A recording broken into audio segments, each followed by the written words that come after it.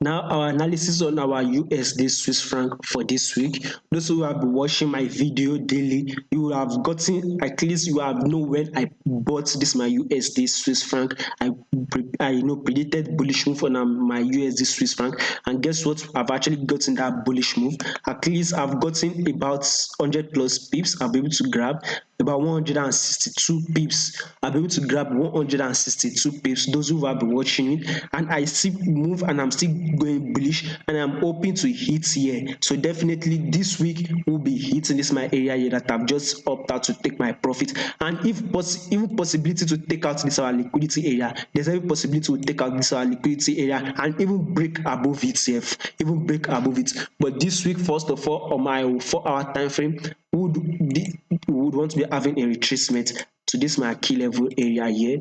So this is our key level area here. Then we'll continue our bullish move on our USD Swiss franc. Now you can confirm it to my USD index, whereby I've predicted that we'll be having a reversal move, then continue bullish move on our USD index. So when we are having this reversal move, which will actually show on my USD Swiss franc that since I'm having a reversal move on my USD index, then I'll be having it on my USD Swiss franc before I actually now continue going bullish. So this week we are actually going bullish on our USD Swiss franc. Then if you want to have a retracement, if you want to take your trade, I will advise you wait for your retracement, they actually now take your buy straight upward on our USD Swiss franc.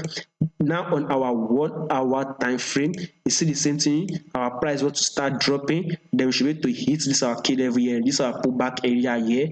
Then we actually start going bullish on our USD Swiss franc. So it depends on where you want to take your profits. I've opted to take my profits here, and if you want to take your profits here, then it is still a big deal. No big deal about it, because we'll probably be hitting this our liquidity area and even possibly break above it on our USD Swiss franc for this week. So thank you there very much. Don't forget to like, share, and subscribe.